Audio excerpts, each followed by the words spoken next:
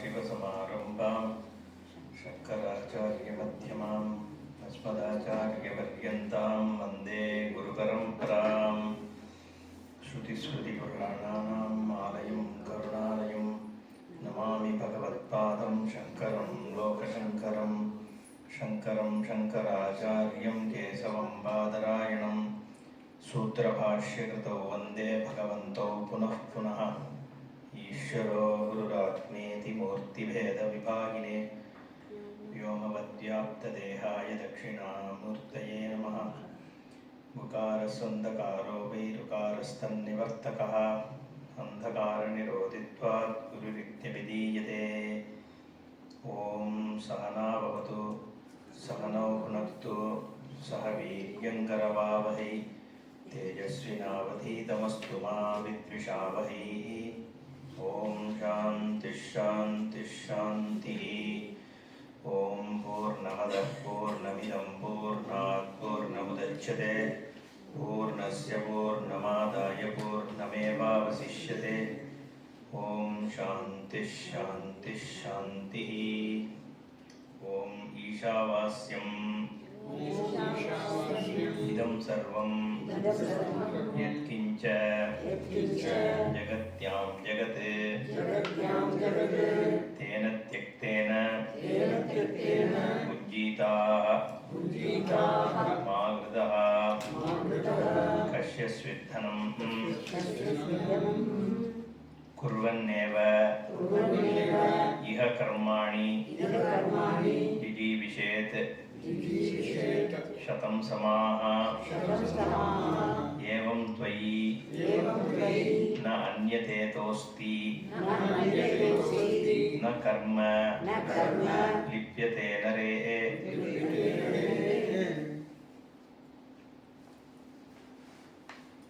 ஈஷாவாஸ்யம் ஈசனால் வியாபிக்கப்பட்டது. இதம் சர்வம் இது என்று நான் பார்க்கின்ற உணர்கின்ற பொருள்கள் விஷயங்கள் எல்லாம் ஈஸ்வரனால வியாபிக்கப்பட்டதாக அறிந்து கொள். தேன அப்படி அறிந்து கொள்வதனால் தெக்தேன தியாகம் செய்யப்பட்டதால் எது கர்மாக்கள் தியாகம் செய்யப்படுவதால், கர்த்திருவம் தியாகம் செய்யப்படுவதால், விஷயங்கள் தியாகம் செய்யப்படுவதால், ஞானத்தினால நம்ம தியாகம் பண்றதுனால புஞ்சிதா உன்னை காப்பாற்றிக்கொள். மாகிருத கஷ்யஸ்வித்தனம் எந்த தனத்தையும் அர்த்திக்காதேன்னு அர்த்தம். தியாகம் அப்படிங்கிறது நிறைய இடத்துல ந கர்மணான பிரஜயாதனே ந தியாகே நைகே அமிர்தத்வமான சுகு பரேண நாகம் நிஹிதம் குஹாயாம் அப்படின்னு தியாகேன ஏகேன அமிர்தத்வம் ஆனசுகு அப்படின்னு சொல்றது வேதம். கர்மாவினாலேயோ பிரஜைகள்னாலேயோ தனத்தினாலேயோ கர்மணா ந பிரஜையா தனேன தியாகேன ஏகேன அமிர்தத்வம் ஆனசு. அதனால்தான் அந்த வித்தேஷனா புத்திரேஷனா லோகேஷனான்னு உபனிஷத் சொல்றது. தியாகம் நம்ம பல விதத்துல பார்த்தோம். ஒன்று கர்ம பல தியாகம். இன்னைக்கு காத்தால பார்க்கும் பொழுது கர்மாவை ஈஸ்வரார்ப்பண புத்தியோடு செய்யும் பொழுது கர்த்திருவ தியாகம் கர்ம பல தியாகமானது. முக்கியமா நான் செய்கின்ற காரியம் ஈஸ்வரனால தான் நடக்கிறது அப்படின்னு அந்த ஈஸ்வரனை நான் ரெகக்னைஸ் பண்றதுனால நான் பண்ற காரியமே ஈஸ்வரனுடைய காரியம்தான் அப்படிங்கிற ஒரு ரெகக்னிஷன்னால தெரிந்து கொள்வதனால் கிடைக்கின்ற பலனானது ஈஸ்வர பிரசாதமாக தான் கிடைக்கிறது அப்படிங்கிற பாவம் வரும் பொழுது அதை கர்ம பல தியாகம்னு சொல்றோம். பலத்தை என்னுடையதாக நான் எடுத்துக்கொள்ளாமல் இருத்தல் தான் பல தியாகம். பலன் வேண்டான்னு விட்டுறது இல்லை. கர்ம பலனுக்கு நான் காரணமில்லை அப்படிங்கிறதான் கர்ம பல தியாகம். கர்மண்யேவாதிகாரஸ்தே மா பலேஷு கதாச்சன. உனக்கு அதிகாரம் கர்மால தான் இருக்கு, பலன்ல இல்லை. ஏன்னா ஈஸ்வரன் கொடுக்கறது தான் கர்மா பலன். அது ஒரு விதமான தியாகம். ரெண்டாவது ராகத்வேஷத்தை தியாகம் பண்ணுறதுன்னு சொல்கிறோம், அது ஒரு தியாகம். ராகத்வேஷத்தை தியாகம் பண்ணுறதுன்னா என்னென்னா, சங்கல்ப பிரபவான் காமான் சர்வான் பார்த்த மனோகதான் அப்படின்னு சொல்லி பகவான் வந்து சங்கல்பத்தினால காரியம் பண்ணாத, உன்னுடைய உனக்கு விதிக்கப்பட்டதை பண்ணு, நீ இது எனக்கு வேணும் அப்படிங்கிற எண்ணத்தினால, அவித்யா காமகர்மன்னு சொல்லக்கூடிய காமத்தினால ராகத்வேஷத்தினால காரியம் பண்ணாதன்னு சொல்ற. அது ஒரு விதமான தியாகம். அதுக்கப்புறம் தான் கர்த்திருத்துவ தியாகம். கர்த்திருத்துவ தியாகம்ங்கிறது என்னன்னா, ஆத்ம ஞானத்தினாலதான் கர்த்திருத்துவ தியாகம் நடக்கிறது. நான் பிரம்மவஸ்து சர்வவியாபின்ற பொழுது நான் இந்த அகங்காரம் இல்லை அப்படிங்கிற ஞானம் ஏற்பட்டு, அந்த ஞானத்தினால நான் கர்த்தா இல்லை போக்தா இல்லை அப்படிங்கிற ஞானம் ஏற்படுறத கர்த்திருத்துவ தியாகம்னு சொல்றோம். அதுதான் சர்வகர்ம சந்நியாசம்னு சொல்றது. இன்னொரு ஒரு தியாகமும் பேசுறார். தியாஜ்யம் தர்மா தர்மம் ச உபே சத்யான்ருதே தியஜ உபே சத்யான்ருதே திக்த்வா ஏன தியஜசி தத்யஜ. மகாபாரத சாந்தி பர்வத்தில் வரக்கூடிய ஒரு ஸ்லோகம் அது.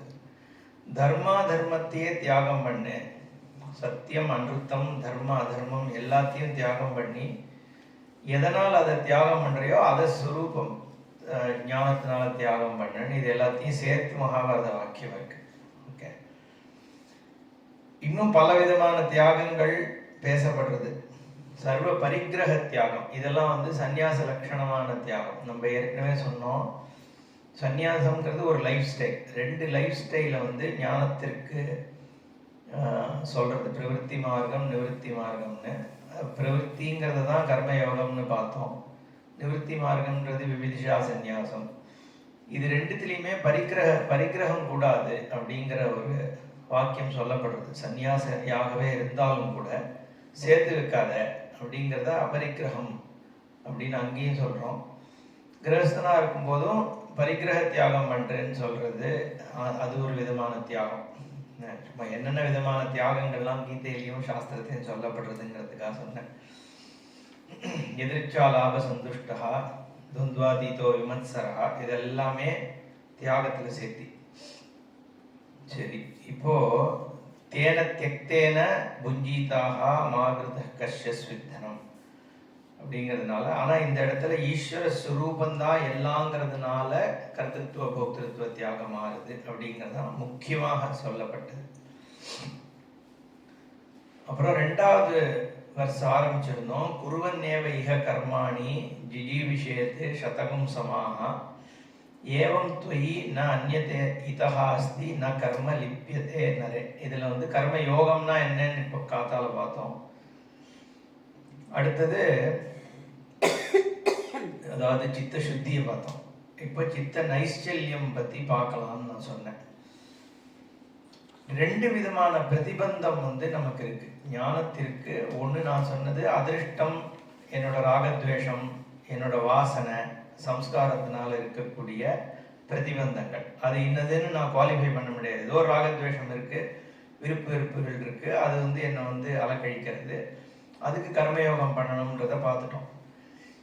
இதுக்கப்புறம் இன்னொரு விஷயம் என்ன தேவைப்படுறதுன்னா, என்னோட புத்தி வந்து இந்த விஷயத்தை கிரகிச்சுக்கிற ஒரு தன்மை இருக்கா அப்படிங்கிறது ஒரு முக்கியமான நீடு.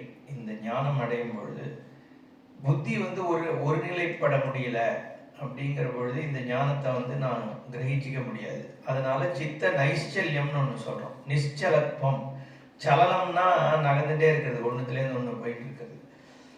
அந்த சலனத்துவம் இல்லாமல் இருக்கிறதுக்கு நிశ్చலம்னு சொல்றது. நைஷ்சல்யம்னா நிశ్చல பாவம், சலனம் இல்லாத தன்மை. புத்தி வந்து ஓடிண்டே இல்லாத ஒரு தன்மை இங்க தேவை. ஓடிண்டே இல்லாமனா இந்த வஸ்துவிலேயே நிறுத்தணும்னு அர்த்தம். சஞ்சலத்வாத் இது மனோ துர்நிகிரகம் சலம் அப்படின்னு அர்ஜுனனே வந்து பகவான்கிட்ட கேட்குறான்.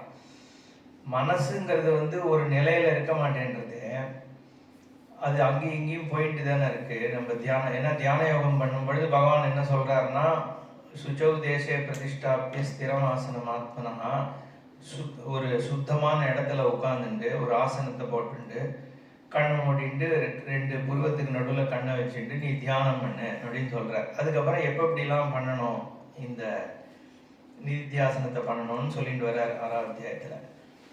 கடைசியில் அர்ஜுனா என்ன கேட்குறான்னா, இது சொல்ல கேட்கறதுக்கெலாம் நல்லா தான் இருக்குது, ஆனால் புத்தி ஒரு விஷயத்தில் நிற்க மாட்டேன்றது.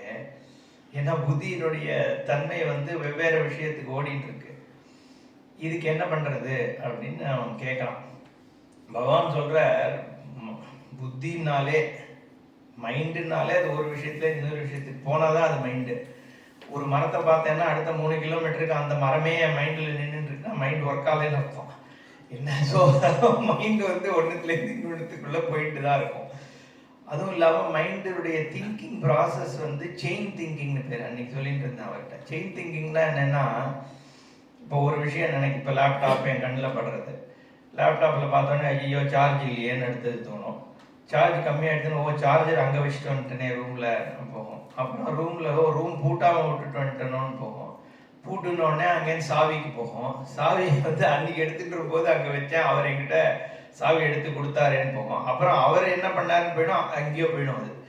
அதுக்கு செயின் திங்கிங்னு பேர். ஒரு விஷயத்துலேருந்து இன்னொரு விஷயத்துலேருந்து இன்னொரு விஷயத்துலேருந்து இன்னொரு விஷயம் போகிறது. அது புத்தியினுடைய சுபாவம். இதை நிறுத்துறதுக்கு தான் நம்ம என்ன பண்ணுறோம்னா சைக்கிளிக் திங்கிங்கை ப்ராக்டிஸ் பண்ணுறோம். ஏன்னா அடுத்த தாட் என்ன வரப்போகிறது அப்படிங்கிறது எனக்கு அன்பிரடிக்டபிள். இப்போது சாமான்யமாக என்ன தாட், அடுத்த 3வது தாட் எனக்கு என்ன வரும்னு எனக்கே தெரியாது. அதனால தான் எந்த தாட்லேருந்து இந்த இடத்துக்கு நான் வந்திருக்கேங்கிறதும் நமக்கு மறந்து போயிடுது. திருப்பி யார்கிட்டயாவது கேட்டு எங்கேருந்து ஆரம்பித்தேன் சொல்கிறதுக்குன்னு கேட்க வேண்டியிருக்கு. ஏன்னா அடுத்த தாட் என்னங்கிறது ப்ரெடிக்டபிளாக இல்லை, எங்கெங்கேயோ போய்டுது. அதை ப்ரெடிக்டபிள் திங்கிங்காக மாற்றுறது எப்படின்னு கேட்டால் சைக்கிளிக் திங்கிங்காக மாற்றணும். செயின் திங்கிங்கை சைக்கிளிக்காக மாற்றுறதுக்கு தான் ஜபங்கள் இதெல்லாம் பண்ணுறது. ஜபத்துலேயோ ஒரு ரெப்படிஷன் பண்ணும்போது நம்ம என்ன பண்ணுறோம், நம்ம மைண்டை ஒரு ஃபிக்ஸட் ப்ரெடிக்டபிளாக ஆக்க பார்க்குறோம். ஸோ ஒரே விஷயத்தையே, அதனால தான் விஜாத்திய விருத்தி ரஹித சஜாத்திய விருத்தியில் இருக்கக்கூடிய சகுண பிரம்ம விஷய மானச வியாபாரம் தியானம் அப்படின்னு. தியானத்தினுடைய டெஃபினேஷனே என்ன சொல்கிறோன்னா, விஜாத்திய விருத்திகள் இல்லாமல் சஜாத்திய விருத்தி பிரவாகமே. ஒரே ஜாதினா ஒரு கேட்டகரி. இப்போ இந்த பகவானை பற்றி நான் நினைக்கிறேன்னா அந்த பகவானை பற்றிய நினைப்பையே திருப்பி திருப்பி நான் கொண்டு வரும் பொழுது அதுதான் சஜாத்திய விருத்தின்னு பேர். அந்த ஜாதினா இங்கே ஒரு கேட்டகரின்னு அர்த்தம். அந்த கேட்டகரி பற்றிய விருத்தியையே நான் வச்சுட்டு சகுணமாக அதை பண்ணேன்னா அதுக்கு தியானம்னு பேர். அதனால தான் இந்த கொஸ்டின் எல்லாம் என்ன கேட்பான்னா, நான் தியானம் பண்ண ட்ரை பண்ணுறேன் ஆனால் மைண்ட் எங்கேயோ போகிறதே அப்படின்னு.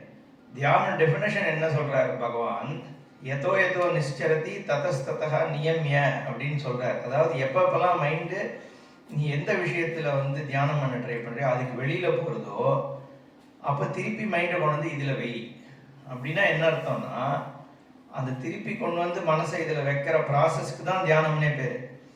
அப்படி போகாமல் இதுலேயே இருந்துடுத்துன்னா அதுக்கு சமாதின்னு பேர். ஒரு விஷயத்தில் நான் புத்தியை வைக்கும் பொழுது அதுலேயே நிற்குது, வேறு எங்கேயுமே மைண்டு போகலைன்னா ஏற்கனவே சமாதி ஸ்திதி வந்துடுதுன்னு அர்த்தம். அப்போ அது நம்ம தியானம்னு சொல்ல முடியாது. மைண்டு போகிற மைண்டை திருப்பி திருப்பி நான் எடுத்துன்னு வைக்கிறேன்னா அது பேர் தியானம்னு பேர். அந்த தியானமானது ஒரு விதமான மைண்டினுடைய கெப்பாசிட்டியை இந்த ஞானத்திற்கு ரெடி பண்ணுறதுன்னு அர்த்தம். அதனால தான் இந்த அஷ்டாங்க யோகத்தெல்லாம் கூட நம்ம ஏற்றுக்கிறோம். யம நியம ஆசன பிராணாயாம பிரத்யாகார தாரண தியான சமாதிலாம் இந்த புத்தியை நிலைப்படுத்துறதுக்கு இது நல்லது தான். ஆச்சாரிய சங்கரரே எடுத்து பேசுகிறார் இந்த யோக சாதனங்களை பற்றி. இப்போ இது சகுன தியானம். இது ஒரு மாதிரி நம்ம இப்போ எல்லாமே எதை பற்றி பேசிட்டு இருக்கோம், சித்த நைஷ்சல்யத்தை பற்றி பேசுகிறோம். சித்த நைஷ்சல்யத்தை எப்படி ஏற்படுத்துறதுன்னா இந்த தியானம்ன்றது ஒரு டெக்னிக். இது நம்ம சாமான்யமாக இது சகுண பிரம்ம விஷய தியானம். சகுணம்ன்றது குணத்தோடு கூடிய எதை பற்றி வேணா இருக்கலாம். மந்திர தியானமாக இருக்கலாம், ரூப தியானமாக இருக்கலாம், இல்லை மனசுனால பூஜை பண்ணுறதுன்னு இருக்கலாம். இந்த காலத்தில் சொல்கிறானே லைட்டில் ஃபோக்கஸ் பண்ண, இந்த மாதிரி எல்லாமே குணம்தான்.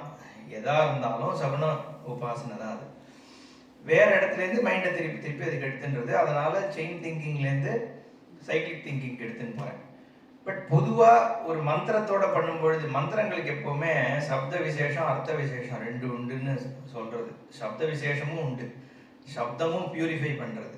அர்த்தத்தினால நம்ம ஒரு விஷயத்தில் தியானம் பண்ணுறோன்றது இருந்தாலும் அந்த மந்திர சப்தத்துக்குன்னு ஒரு பவர் உண்டு இல்லையோ. அதனால தான் இந்த உபாசனைகள்ன்றத வேதமே கொடுக்கறது. கீதையிலையும் பகவான் உபாசனை கொடுத்துருக்காரு.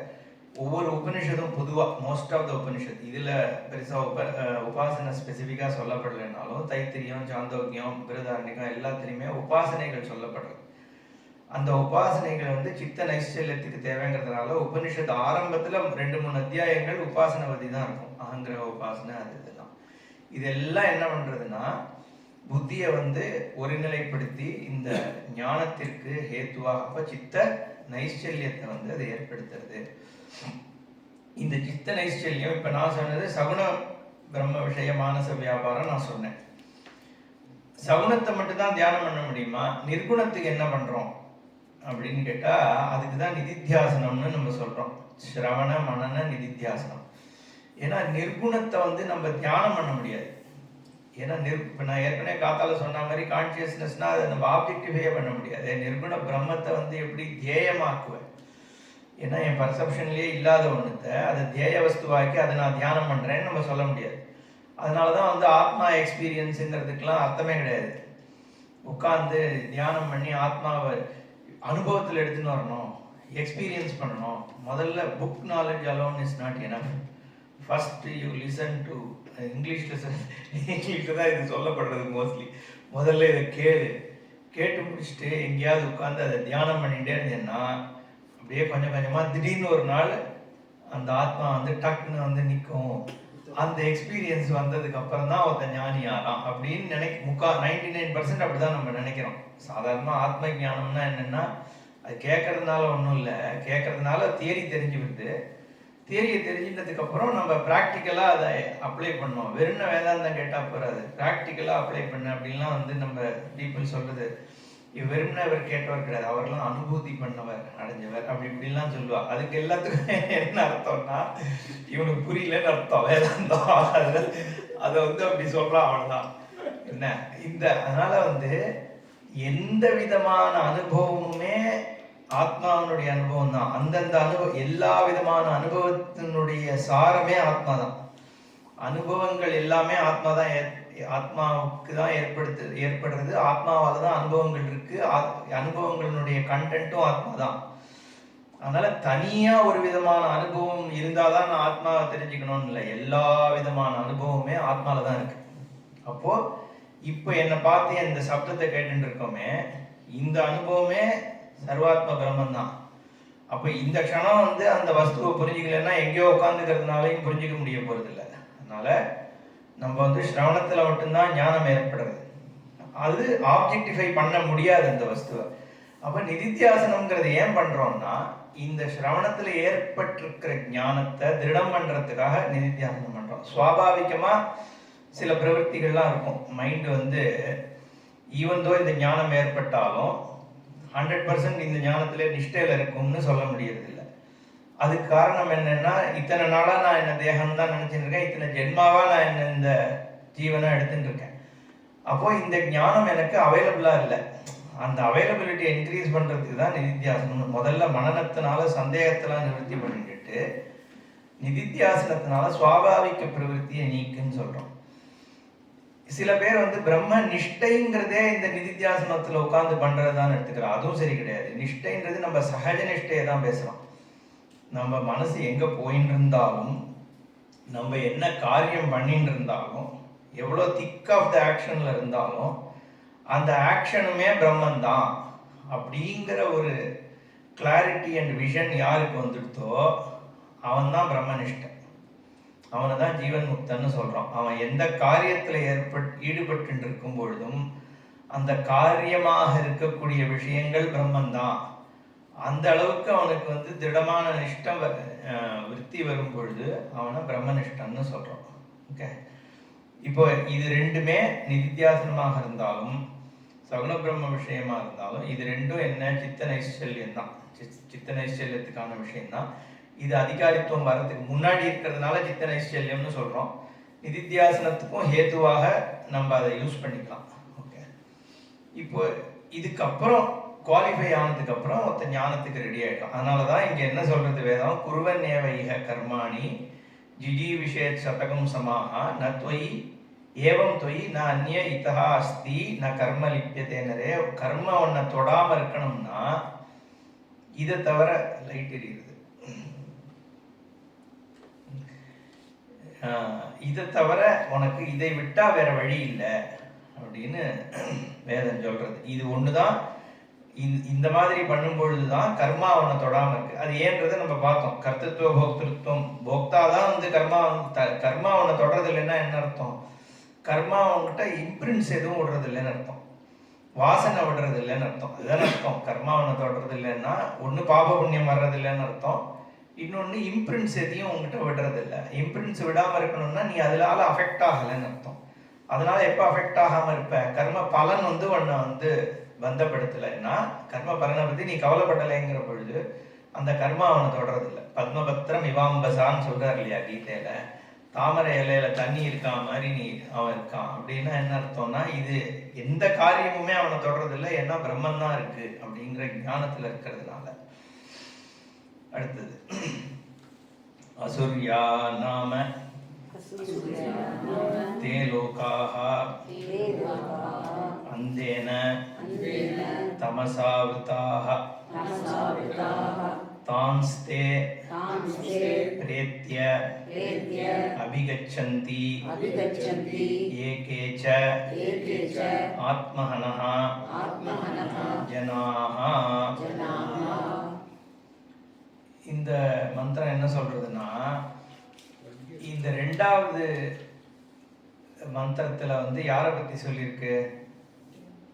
கர்மா பண்றவனை பத்தி சொல்லியிருக்கு. வைதிக கர்மா பண்றவன் குருவன்யேவ யாரா இருந்தாலும் இந்த ஞானம் வர்றதுக்கு முன்னாடி, இந்த ஞானத்துக்கு அதிகாரித்துவம் உனக்கு தேவைன்னா கடைசி வரைக்கும்னா எப்போ உனக்கு அதுக்கான அதிகாரித்துவம் வருதோ அது வரைக்கும் பண்ணிண்டே இரு அப்படிங்கிறதான வாக்கியம்.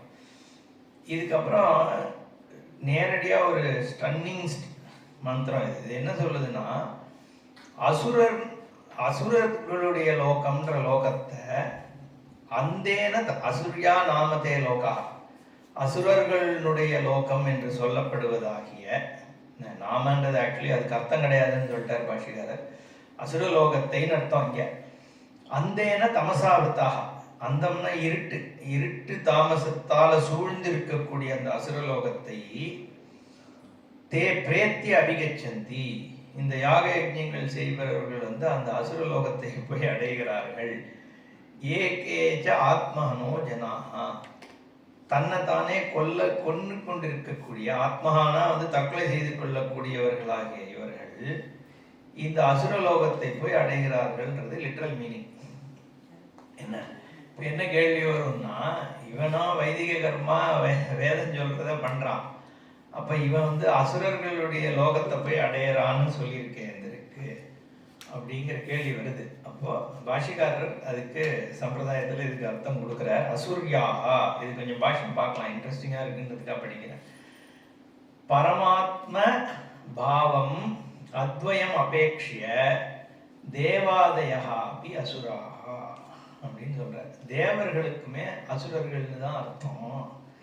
அசுசுரமந்தே இது அசுரா. அசுரம்னா என்னன்னா விஷய சுகத்தை தேடி ஓடுபவர்கள் அசுரர்கள் அப்படின்னு தான் அர்த்தம்.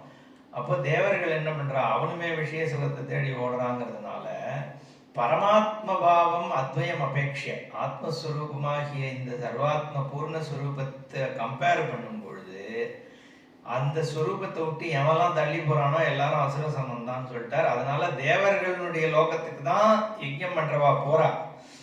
அந்த தேவர்களுக்கு அசுரியான்ற பெயர் வந்து என்ன சொல்றது, பத்தம் தான் சொல்றது வந்து தமிழ் என்ன சொல்லுவோம், தப்பு இல்ல இல்ல தமிழ்ன பொருத்தம் தான் கரெக்ட். சோ தப்பு கிடையாது, அசுரர்கள்னு தேவர்களை சொல்லலாம். ஏன்னா வந்து பரமாத்ம பிரம்ம வஸ்துவனுடைய அந்த அபேட்சையில பார்க்கும் பொழுது இவர்களுமே அசுர சமம்ங்கிறதுனால தேவலோகத்தை அடைகிறார்கள்ங்கிறத அசுரியா நாமத்தே லோகாக கச்சந்தி அப்படின்னு சொல்றார். அப்புறம் தே லோகாக கர்ம பலானி லோக்கியந்தே திருஷ்யந்தே புஜ்யந்தே ஜென்மானி அந்தேன தமசாவித்தாக. என்ன சொல்றார்? அதர்ஷனாத்மகேன அஜ்ஞானேன தமசா ஆவృத்தாக. இங்க அந்தம்ங்கிறது கண்ணை மறைக்கிறதுன்னு அர்த்தம் இல்லையா? இருட்டுங்கிறது என்ன மறைக்கிறது.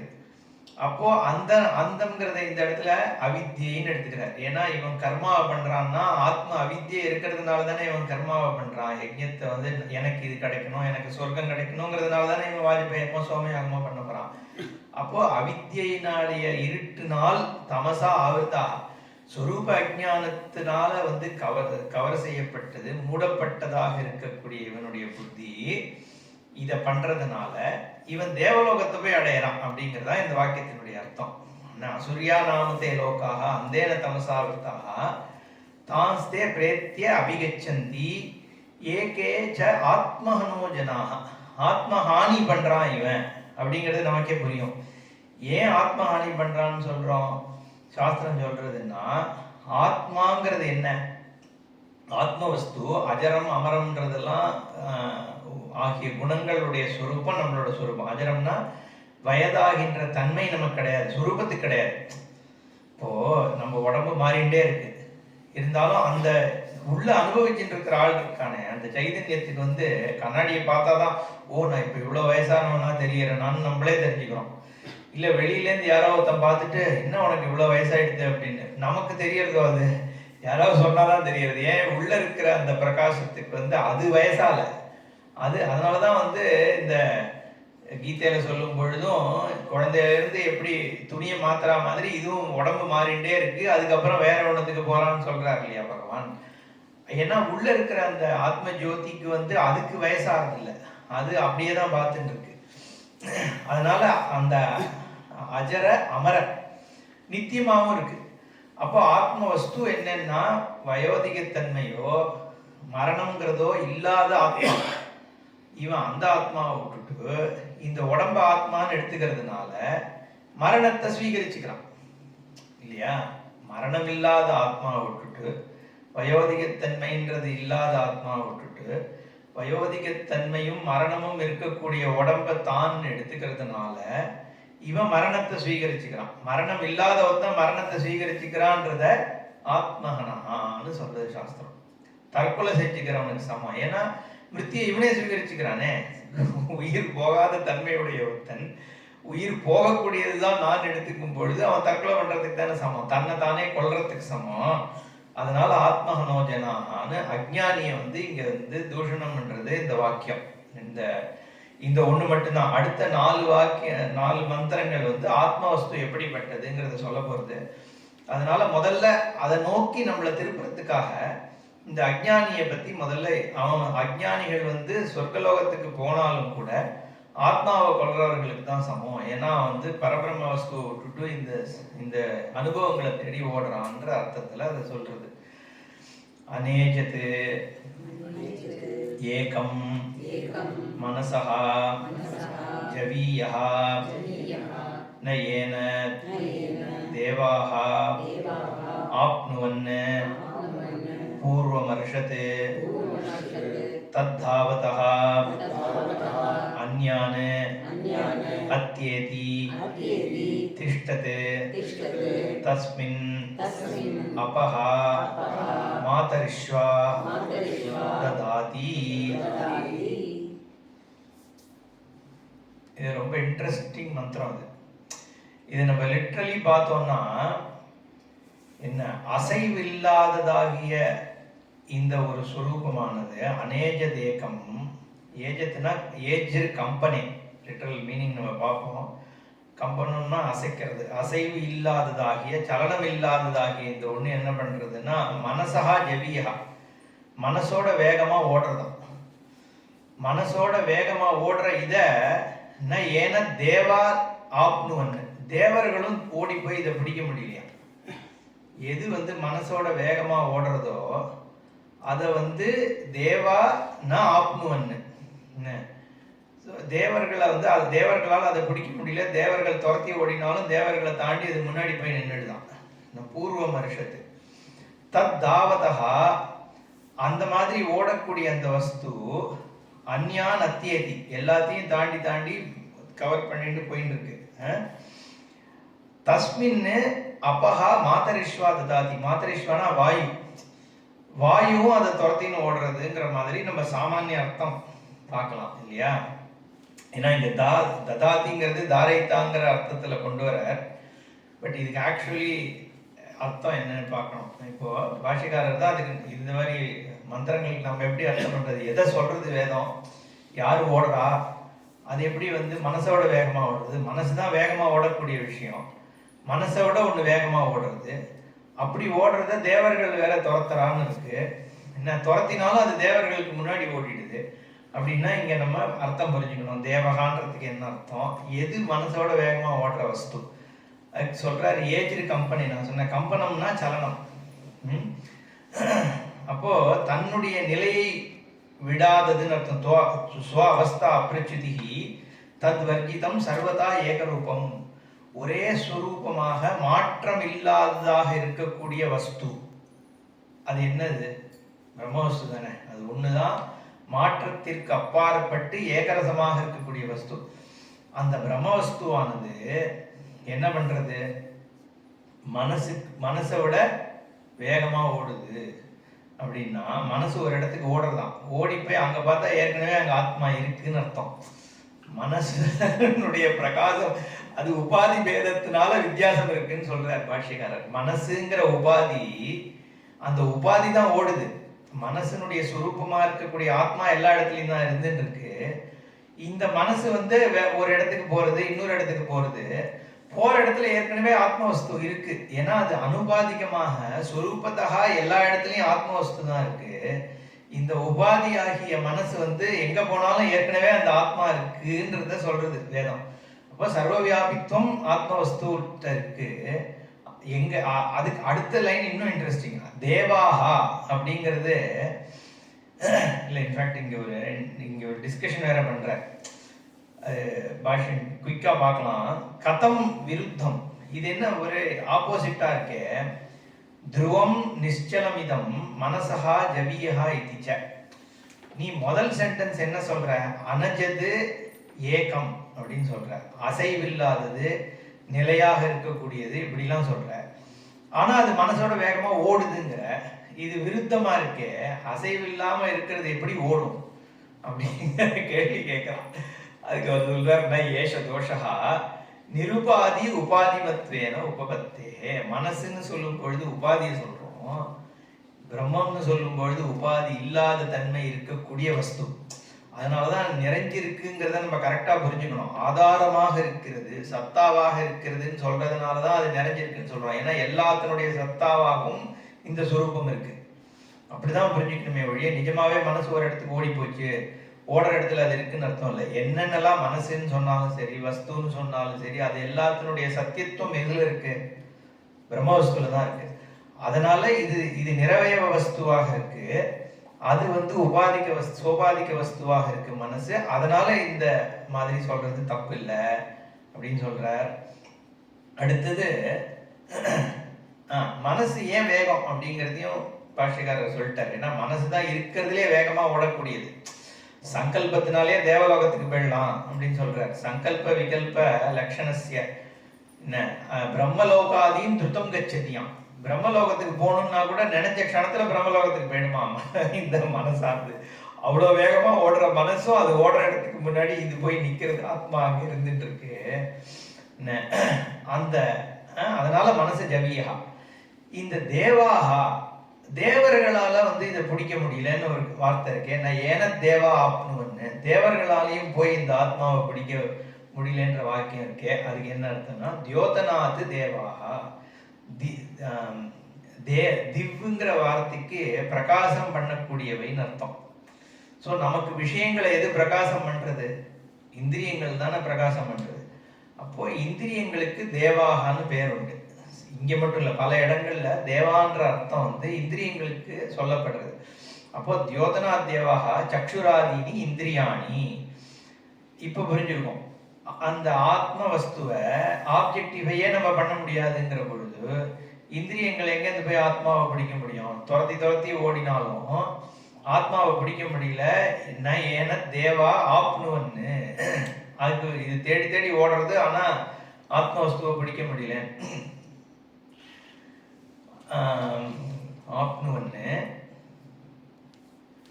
பிரகிருதம் ஆத்மதத்துவம் ந ஆப்னுவன் ந பிராப்தவந்தா தேபியா மனஹா ஜெவீஹா. அது அப்போ அந்த இந்திரியத்தை விட மனசு வேகமாக ஓடுறது, மனசை விடவும் வேகமாக ஆத்மவஸ்து ஓடுறது அப்படிங்கிறது தான் இந்த வாக்கியம். தத் தாவதா அந்யான் அத்தியேதி திஷ்டத்து தஸ்மின் அபஹா மாதரிஷ்வா ததாதி. இது ரொம்ப முக்கியமான வாக்கியம். மாதரிஷ்வா அப்படிங்கிற, மாதரிஷ்வானா வாயு. அது ஏன் மாதரிஷ்வாங்கிற பேருக்கு இங்க பாஷ்யக்காரர் சொல்றார், மாதரி அந்தரிக்ஷே ஸ்வயதி கச்சதி. அந்தரிக்ஷத்தில் ஆகாசத்திலேயே சஞ்சாரிக்கக்கூடியது. அந்தரிக்ஷம்ன்ற வார்த்தையை சொல்றாரு. ஏன்னா நம்ம பிராணன்றதை வெறும் வாயுன்னு எடுத்துக்கிறது இல்லை. பிராணன் எனர்ஜி சமஷ்டியையும் பிராணன்னு தான் எடுத்துக்கிறோம். அப்போ இந்த இடத்துல மாதரிஷ்வான்னு சொல்லும் பொழுது எல்லாவற்றையும் தாங்கி கொண்டிருக்கின்ற பிராணன் எடுத்துக்கிறார் பாஷ்யக்காரர். என்ன மாதரிஷ்வா வாயு சர்வ பிராணபிருத்து கிரியாத்மகா. அதனால்தான் பிராணன் சொல்லும் பொழுது எல்லா எனர்ஜி சமஷ்டியை தான் நம்ம பிராணன்னு சொல்றோம். முக்கிய பிராணன் அப்படின்லாம் ஈவன் துவைத்திகள் கூட ஆஞ்சநேயர் முக்கிய பிராணன்ற சொல்றது உண்டு. ஸோ இந்த பிராணன்றது நம்ம பாடியில எனர்ஜி எல்லாத்தையுமே பிராணன்னு தான் சொல்றோம். மூச்சு மட்டும் நம்ம சாதாரணமாக சொல்லும் போது பிராணாபான வியானன்னு சொல்றோமே ஒழிய, பட் அது டிஸ்ட்ரிபியூஷன் சிஸ்டம், சர்க்குலேஷன் சிஸ்டம் எல்லாத்தையும் சேர்த்து தான் பிராணன்னு சொல்றோம். சமான வாயுங்கிறது டிஸ்ட்ரிபியூஷன் தானே. ஸோ அந்த மாதிரி அந்த 5 வாயுவும் நம்ம உடம்புல இருக்கிற எனர்ஜியை சொல்றது. ஓகே, ஒன்று வெறும் பிராண அபானம் மட்டும்தான் மூச்சை சொல்றது. மற்றது எல்லாமே நம்ம லைஃப்பை வெளியில எடுக்கிறது, விஷயத்தை கீழே தள்ளுறது, வாமிட்டு, பாடியில் இருக்கிற பிளட் சர்க்குலேஷன், இது எல்லாமே பிராணன்ல சேர்த்து. ஸோ நம்ம பாடியில் இருக்கிற எனர்ஜியை நம்ம பிராணன்னு சொல்றோம். அதனுடைய சமஷ்டி அதுவும் பிராணன் தான். அதனால தான் இங்கே மாதரிஷ்வான்னு சொல்லும் பொழுது மற்ற எல்லாத்தையும் அது தாங்கின்னு இருக்கு. அபஹா மாதரிஷ்வா ததாத்தின்னு சொல்லும் பொழுது பாஷ்யக்காரர் இங்க என்ன எடுத்துக்கிறாருன்னா, அபஹா கர்மாணி பிராணினாம் சேஷ்டா லக்ஷணானி. பிராணிகளினுடைய ஆக்டிவிட்டீஸ்ன்னு சொல்லக்கூடிய விஷயங்கள், அதனுடைய எல்லா எனர்ஜியும் அக்னி ஆதித்ய பர்ஜன்யாதீனாம். ஸோ ஹீட்டு என்ன, சூரியன், பர்ஜன்யம்னா ஜலம். ஸோ அந்த மற்ற பூதங்கள்லாமும் இங்க என்ன, அதனுடைய ஜுவலன தகன பிரகாச அபிவர்ஷனாதி லக்ஷணானி. அதனுடைய செயல்கள்லாம் இருக்குல்ல. ஜுவலனம்னா நெருப்பை எரிக்கக்கூடிய தன்மை, என்ன தகனமும் நெருப்பினுடைய எரிக்கக்கூடிய தன்மை. 2 ஆக்ட் இருக்கு இல்லையா, 2 விஷயம் இருக்கு ஃபயருக்கு. ஒன்று இட் லைட்ஸ் அப், இன்னொன்று இட் பர்ன்ஸ். அதனால தான் ஜுவலனம் தகனம் ரெண்டுமே பண்ணக்கூடியது அக்னி, அதனுடைய காரியம். பிரகாசம் பண்றது இங்க சூரியனுக்கு, ஏன்னா ஆதித்யன் சொல்றாரு இல்லையா. அபிவர்ஷனம்ங்கிறது மழை. இந்த மாதிரி ஆக்டிவிட்டிஸ் இது அத்தனையுமே எது தரணம் பண்ணிட்டு இருக்குன்னா பிராணன் தான் தாரணம் பண்ணிட்டு இருக்கு. அந்த பிராணனையும் எது தாரணம் பண்றதுன்னா இந்த ஆத்மவஸ்து தான் தாரணம் பண்றது. அப்படிங்கிறதுனால இங்க தாரயதி, அதனால்தான் ததாதி மாதரிஷ்வாகா. அப்போ மாதரிஷ்வா எனர்ஜி ரூபமாக இருக்கக்கூடிய எல்லா பூதங்களினுடைய சேஷ்டையையும் தாங்கி கொண்டிருக்கிறதாக இந்த பிரம்மவஸ்து இருக்கு. அதுக்கு கோட் பண்றார், பீஷாஸ்மாத் வாதப் பவதேன்னு தைத்திரிய உபனிஷத்து வாக்கியம் இருக்கு. இந்த பிரம்மவஸ்துவனுடைய பயத்தினாலதான் வாயு சஞ்சாரம் பண்றது, சூரியன் உதிக்கிறது அப்படின்லாம் வாக்கியம் இருக்கு. அதனால ஈஸ்வரனுடைய நியத்தின்னு நம்ம அதை வச்சுதான் நம்ம அந்த இதுக்கு வரோம். பகவானுடைய நியத்தியாக தான் எல்லா சேஷ்டையும் நடந்துட்டு இருக்கு, உலகம் இயங்கின்னு இருக்குங்கிறதுக்கு இந்த மாதிரி வாக்கியங்கள் தான் நமக்கு பிரமாணமாகுது. பீஷாஸ்மாத் வாதப் பவதே பீஷோதேதி சூரியா பீஷாஸ்மாத் அக்னிஷ்ச இந்திரஸ்ச மிருத்யுர்தாவதி பஞ்சமைத்தின்னு வாக்கியம் இருக்கு. ஸோ எல்லா தேவதைகளினுடைய ஃபங்க்ஷனும் பிரம்மத்தினுடைய அந்த எக்ஸிஸ்டன்ஸ்ல தான் நடக்குது. அதுக்காக ஆர்டர் பண்றதுன்னு அர்த்தம் இல்லை. அகைன் அது நம்ம தப்பா புரிஞ்சிக்கூடாது. பகவான் ஒவ்வொரு தேவதையா கூப்பிட்டு நீ இதை பண்ணு அதை பண்ணுன்னு சொல்றாருன்னு அர்த்தம் இல்லை. தாரை தான் பகவான் தாங்குறார். எப்படி தாங்கிறது, இது எதுலையும் டைரக்டா ஈடுபடாம தாங்குது. அதனால்தான் அது பரிணாமி உபாதான காரணம் இல்லை, விவர்த்த உபாதான காரணம்னு பார்த்தோம். அதாவது தன்னுடைய நிலை மாற்றிக்கொள்ளாமல் இது அதை சப்போர்ட் பண்ணுது. கயத்தில் பாம்பு தெரிகிற மாதிரின்னு அதனால தான் சொல்கிறோம். கயிறாவே இருந்து கொண்டு பாம்பை சப்போர்ட் பண்ணுறது. அதனால தான் பத்மநாபர் படுத்துன்னு இருக்கார். ஷயானஹா ஜெகத் விவர்த்தி. அவர் ஆக்டிவாக போய் உலகத்தை ஒன்றும் பண்ணிட்டு இல்லை. அவர் இருக்கும் பொழுது உலகம் நடக்கிறது. அதை காண்பிக்கிறது தான் பாண்டுரங்கன் இப்படி நின்றுட்டு இருக்காரு இடுப்புல கை வச்சுன்னு. ஸோ பகவான் நின்றுட்டு ஆக்ஷன் பண்ணி உலகத்தை இயக்கல, ஸ்திதி பண்றாருன்னு சொன்னாலும் கூட, ஏன்னா விவர்த்தம் தானே, ஆத்தியாசிகமான ரிலேஷன்ஷிப் தான். அதாவது நிஜமாவே, அதனாலதான் நம்ம பகவான் இயக்குறாருன்னா நிஜமாவே உலகம்னு ஒன்று இருக்கு, அது இயங்கிட்டு இருக்கு, அதை போய் இவர் ஆக்டிவிட்டி பண்ணி இயக்குறார் அப்படின்னு நம்ம பார்க்கறது இல்லை. பகவானுடைய பிரசன்ஸ்ல இயக்கம் இருக்கு. ஏன்னா மித்யாபூதமான ஜெகத்து மாயாகாரியமா இருக்கிறதுனால ஆஸ்தோ ஜெகத், சுவாமி சொல்லும்போது ஆஸ்தோ ஜெகத் தான் இருக்கு. ஆஸ்தோ ஜெகத்து, ஆஸ்தோ ஆக்டிவிட்டிஸ் நடந்துட்டு இருக்கு. ஆக்சுவலி கடைசியில என்ன சொல்றது, வேதமா இருக்கட்டும், நம்ம மாண்டூக்கிய காரிக்கையெல்லாம் சிருஷ்டியாவது ஒன்னாவதுன்னு சொல்லி முடிச்சிடுது. அஜாதிவாதம்னே பேரு. சிருஷ்டின்னு ஒண்ணு இருக்கா இல்லையா அப்படின்ற ஒரு கேள்வி எடுத்து 2வது 3வது அத்தியாயத்துல டிஸ்கஸ் பண்ணி மாண்டூக்கிய காரிக்கையில கௌடபாதர் அஜாதி அப்படின்னு எதுவுமே பிறக்கல, நீ சிருஷ்டி ஏன் சொல்லுது அப்போ வேதம்னா, உனக்கு சிருஷ்டி இருக்கிறதா தெரியறது இப்போ, அதனால சிருஷ்டிலேருந்து எடுத்துட்டு போய் உன் ஃபோக்கஸ் காரியத்துல இல்ல, காரணத்துல உன்னை கொண்டு போறதுக்காக காரியத்திலேருந்து ஆரம்பிச்சுட்டு ஆக்சுவலி ஸ்பீக்கிங் காரணம்னு நீ சொல்ற காரணம் மட்டும்தான் இருக்கு, காரியம் ஒண்ணுமே இல்லை. காரியம் ஒண்ணு இல்லைங்கிறதுனால இதுக்கு காரணத்துவம்னு இருக்குன்னே சொல்ல முடியாது. காரியம்னு ஒண்ணு இருந்தாதான் காரணம் இருக்குன்னு சொல்லணும். காரியமே இல்லை, அப்போ காரணத்துவம்ன்றதே நம்ம புரிய வைக்கிறதுக்காக சொன்னோமே ஒழிய, எப்பயுமே சிருஷ்டியும் இருந்ததில்லை, இப்பயும் இல்லை, என்னைக்குமே இருக்க போறது இல்லை, ஜீவனும் கிடையாது, ஈஸ்வரனும் கிடையாது, பிரம்மம் ஒண்ணுதான் இருக்குன்னு சொல்லி முடிக்கிறது வேதம். அப்போ இந்த ஹோல் அஜாதி தான் சொல்லப்படுறது. பட் அதனாலதான் இங்க ஷயானஹா ஜெகத் விவர்த்திங்கிற போது பகவானுடைய பிரசன்ஸ்ல இருக்கிறதாக தெரியறது அப்படின்னு தான் நம்ம சொல்றோம். ஓகே, அந்த தெரியறதுங்கிறதுலாமே வெரி வெரி சப்ஜெக்டிவ். நம்ம டீச்சிங்காக நம்ம அப்படி சொல்றோம். இல்லைன்னா பகவான் நிர்குண நிரவயவ ஸ்வரூபம் தான்.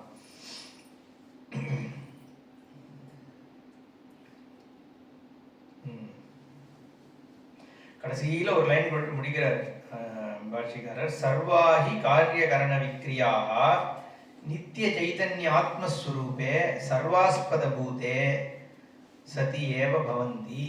அவ்வளவுதான் நான் இப்ப சொன்னேன், அதுதான் சொல்லி முடிக்கிறார். காரிய காரணம்லாம் சொல்லப்படுறது எல்லாமே ஆத்மவஸ்துவாக மட்டும்தான் இருக்கு, சர்வாஸ்பத பூதமா இருக்கிறது ஒண்ணுதான் சத்தியமே ஒழிய காரிய காரணம்ங்கிறது இதுல சத்தியம் கிடையாதுன்னு முடிக்கிறார். அடுத்தது ததேஜதி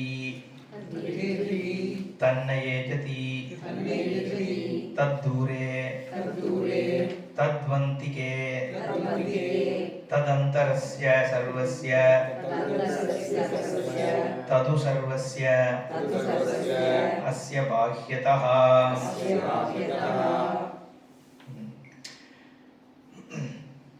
இந்த மாதிரி வாக்கியங்கள் இருக்கே ஆப்போசிட்ஸை சொல்லும்.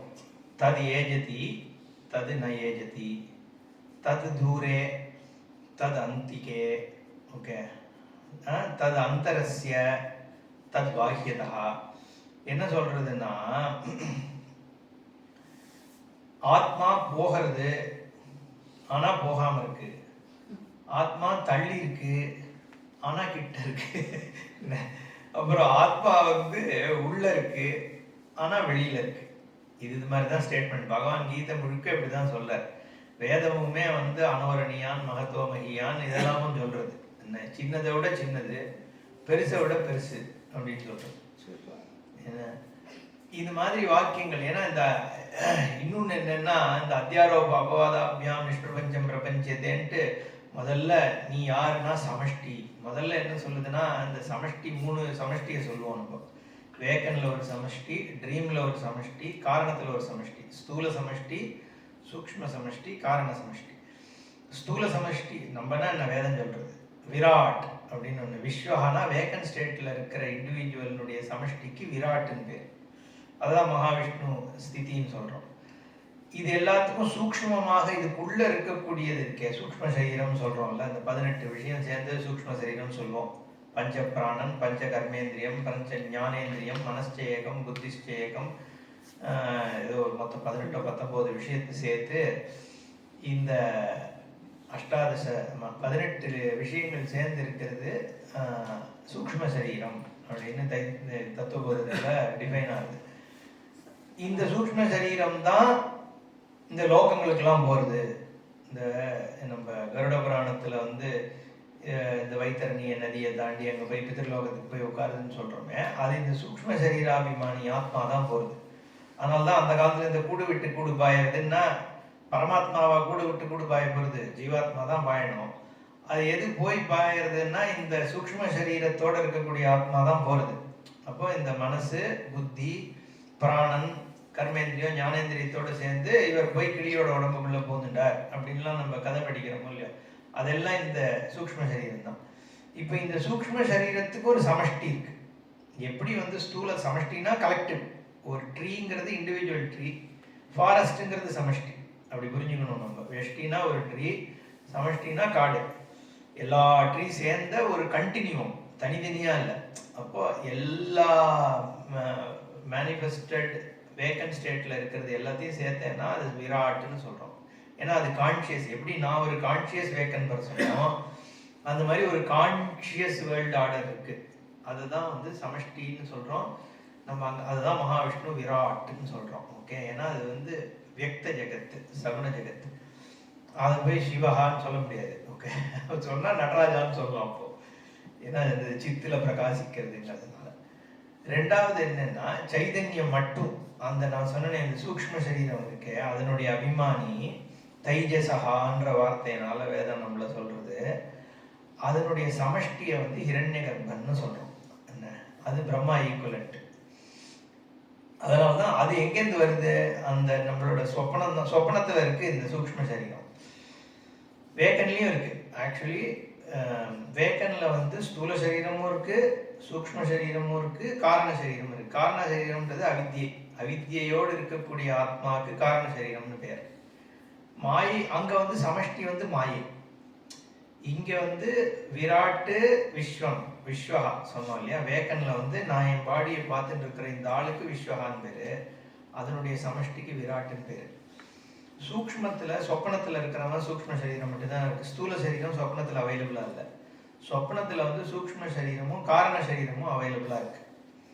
அவ 2 பேரும் அங்க சொப்னத்துக்கு போயிட்டான்னு நினைக்கிறேன். ஸோ சொப்ன சரீரம் வந்து அந்த சூக்ஷ்ம சரீரம் வந்து சொப்னத்தில் அவைலபிளா இருக்கு, ஸ்தூல சரீரம் அவைலபிளா இல்லை. அதனுடைய சமஷ்டிய ஹிரண்ய கர்ப்பன்னு சொல்றோம். ஹிரண்ய கர்ப்பன்னா என்னன்னா இந்த கண்டினியூம் ஆஃப் இந்த சூக்ஷ்ம சரீரம் சமஷ்டி. அதனாலதான் வந்து எதுக்காக சொல்ல வந்தேன்னா, இந்த சொப்பனம் வந்து எங்கேருந்து உனக்கு வருது, வேக்கன்லேருந்து தான் அதனுடைய இம்ப்ரிண்ட் வருது. வேக்கன்ல இருக்கிற அனுபவத்தை பேஸ் பண்ணி தான் சொப்னம் வருது. அப்போ இந்த விராட் பேஸ் பண்ணி தான் ஹிரண்யகர்ப்பன் இருக்கான்னு நம்ம பார்க்க வேண்டியிருக்கு சமஷ்டியும். அதனாலதான் மகாவிஷ்ணுவனுடைய தொப்புள்லேருந்து வந்து பிரம்மா வந்தார், அந்த பத்மநாபத்திலேருந்து வந்தார்ங்கிறதுக்கு காரணம் இந்த சூக்ஷ்மம் வந்து ஸ்தூல டிபெண்டா இருக்கு. இதனுடைய இம்ப்ரிண்ட் பேஸ் பண்ணி தான் அது இருக்குன்றது ஆகுது. அது ஒண்ணு. சிருஷ்டியும் வந்து பிரம்மா பிரம்மா சிருஷ்டிகர்த்தாங்கிறதுனால ஈஸ்வரன்டேருந்து வந்தாருன்னு எடுத்துக்கலாம். பட் ஏன்னா இந்த பத்மநாப சுவாமியை பத்தி நான் சொன்னேன்ல, இந்த கிளாஸ் போன கேம்ப்ல சொன்னேன் தெரியல, அந்த மூர்த்தி பார்த்தோம்னா, இது நான் ஏன் எல்லா இடத்துலையும் சொல்றேன்னா, நீங்க போகும்போது இதை பார்க்கலாம், அதை நம்ம அப்சர்வ் பண்ணி பார்த்தோம்னா அதுல சில இன்ட்ரெஸ்டிங் விஷயங்கள், இந்த வேதாந்த விஷயங்களை நம்ம மூர்த்தியில பார்க்கலாம் இல்லையா. அவர் வந்து சயனம் பண்ணிட்டு இருப்பார், கீழே வந்து ஒரு சிவலிங்கம் இருக்கும், அதை வந்து தொடரா மாதிரி இப்படி வச்சுட்டு இருப்பார், ஆனால் தொட மாட்டார், லைட்டாக நகர்ந்துருக்கும். அவர் நாபிலேருந்து வந்து பிரம்மா இருக்கார். இப்போ நம்ம ஏற்கனவே என்ன பார்த்தோம், இந்த காரண சரீரம் தானே சிவன், நிர்குண பிரம்மம். நிர்குண பிரம்மத்துக்கும் சகுண பிரம்மத்துக்கும் என்ன சம்பந்தம் இருக்கு, அத்தியாசம் தான் சம்பந்தம், ஆத்தியாசிக சம்பந்தம். நிர்குணத்திலேருந்து சகுணம் வந்து ஏற்படலை. சகுணம் நம்ம விவர்த்த காரணம்னு என்ன சொல்றோம், நிர்குணம் தன்னுடைய தன்மையை இழக்காமல் சிருஷ்டி பண்றதுன்னு சொல்றோம். சகுனம் வந்து நிர்குணத்துல என்ன சம்பந்தத்தினால இருக்குன்னா ஆத்யா சூப்பர் இம்போஸ்ட் சம்பந்தம் தான் இருக்கு, டைரக்டா அது வந்து சம்பந்தப்படலை. ஸோ அப்போ சிவலிங்கத்திலேருந்து பத்மநாபர் உருவாகலை. பத்மநாபர் வந்து தொடரா மாதிரி வச்சுட்டு இருக்காரு ஒழிய அவர் டைரக்டா இதுலேருந்து நிர்குணத்திலேருந்து சகுனம் வந்துடுது அப்படின்னு சொன்னாலும் அத்தியாசமா தான் வந்திருக்கு, சூப்பர் இம்போஸ்ட் ரியாலிட்டி தான் அங்க. அதனால அவர் லைட்டா தொடரா மாதிரி வச்சுட்டு இருக்கார், தொடாம கேப்போட இருக்குது. பிரம்மா ஆனா நாபிலேருந்து வர, இங்க வந்து டைரக்ட் சம்பந்தம். ஏன்னா நம்ம விராட்டுக்கும் ஹிரண்ய கர்ப்பனுக்கும் என்ன சம்பந்தம்னு இப்ப பார்த்தோம், புரியுதா? அதனால அந்த சமஷ்டி வந்து ஹிரண்ய கர்ப்பன், எது இந்த சூக்ஷ்ம சரீர சமஷ்டி ஹிரண்ய கர்ப்பன். மூணாவதா இருக்கிறது காரண சரீரம். காரண சரீரம்னா காசல் பாடின்னு சொல்றோம். எதை காரணமாக வச்சு துவைத்த புத்தி எனக்கு இருக்கோ அது வந்து டீப் ஸ்லீப்லயும் இருக்கு. துவைத்த புத்தி இருக்கு, டியூவாலிட்டி வேக்கன்லயும் இருக்கு, நான் வேற லேப்டாப் வேறங்கிற புத்தி இருக்கு.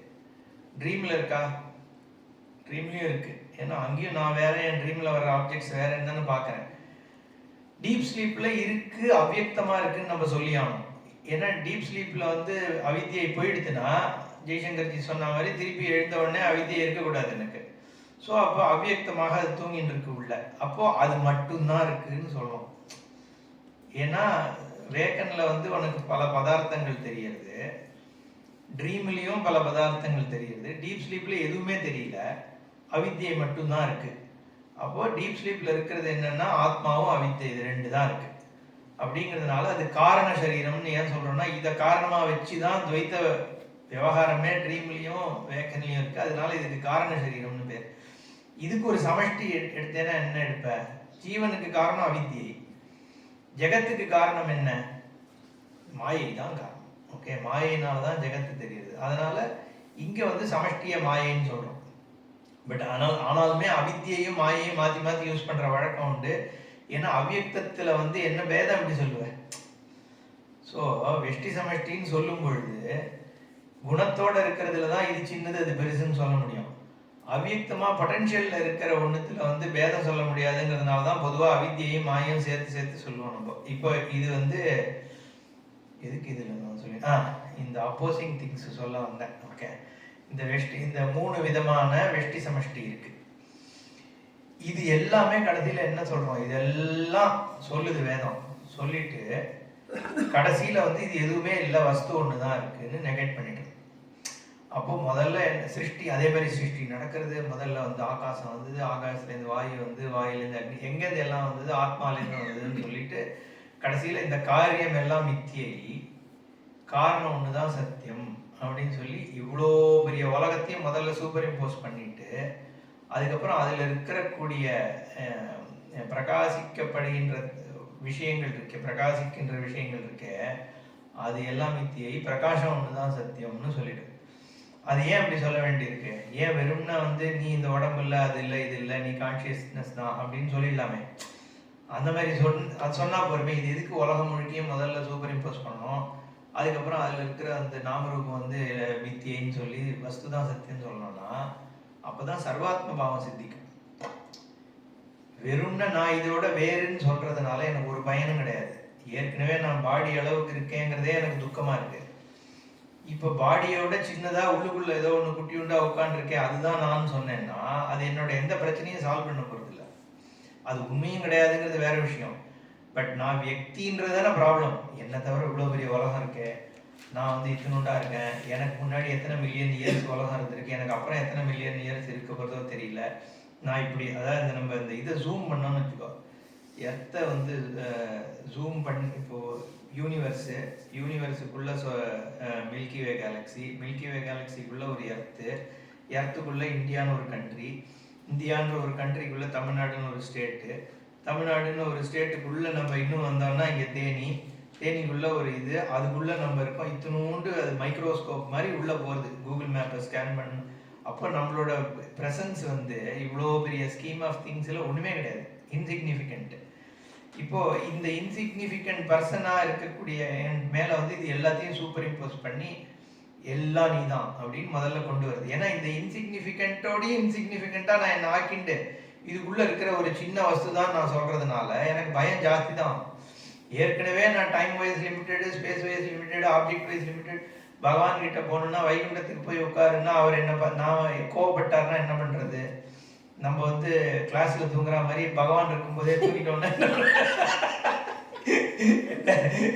அவருக்கு இந்த பயம் வந்துடும். ஏன்னா பகவான் வேற, நான் வேற, அங்க உட்காரணும் இங்க உட்காரணும். அதுவும் இன்னொன்னு என்ன சொல்லுவாரு சுவாமிஜினா, வைகுண்டம் வந்து போறவன் அங்கேயே இருக்கான், ரொம்ப வருஷம் இருப்பான் அப்படின்னா எத்தனையோ பேர் போயிருப்பான் நமக்கு முன்னாடி. நம்ம எங்கேயோ பின்னாடி உட்காந்துருப்போம். அவர் சரியா கூட தெரியாது. என்ன டிவி வச்சு ரிலே பண்ணாதான் அவன் இந்த கல்யாணத்தெல்லாம் பண்றாள் அது மாதிரி. என்ன எங்கேயோ இருப்பார் அந்த பகவான். என்ன கியூல உட்காந்துருக்கணும். ஒவ்வொருத்தனா காலியான தான் நான் முன்னாடி போக முடியும்.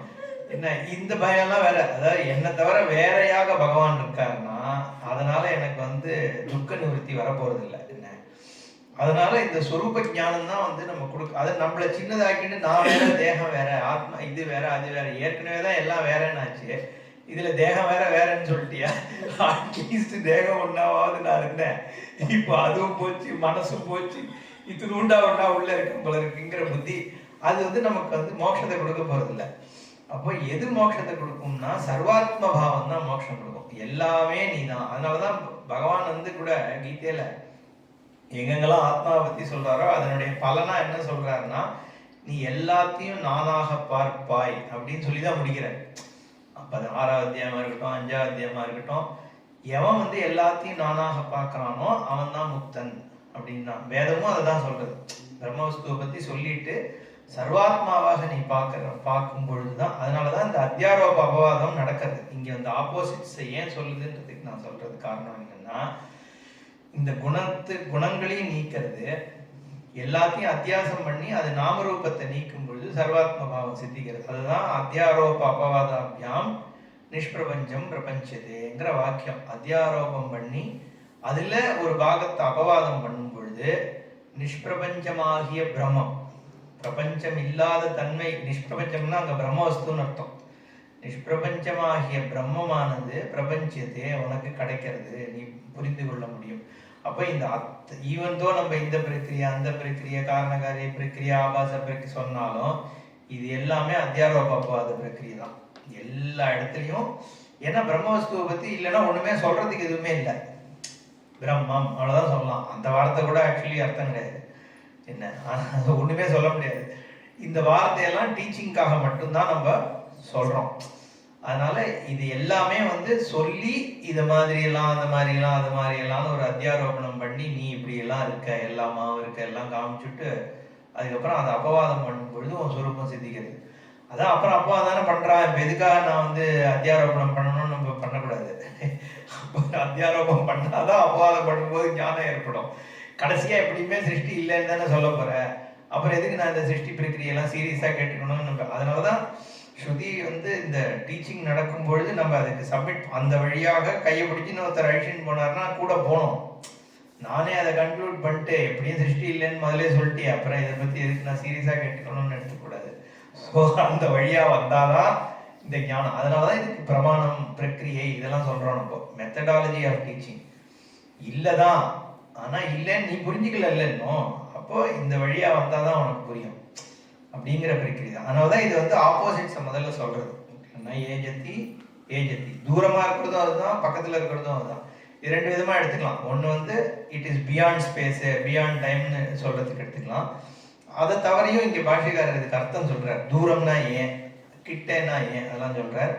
அடுத்த கிளாஸுக்கு பார்ப்போம். ஓம் பூர்ணமத பூர்ணமிதம் பூர்ணாத் பூர்ணமுதச்யதே பூர்ணஸ்ய பூர்ணமாதாய பூர்ணமேவாவசிஷ்யதே. ஓம் சாந்தி சாந்தி சாந்தி. ஹரி ஓம் ஸ்ரீ குருभ्यो நமः. ஹரி ஓம்.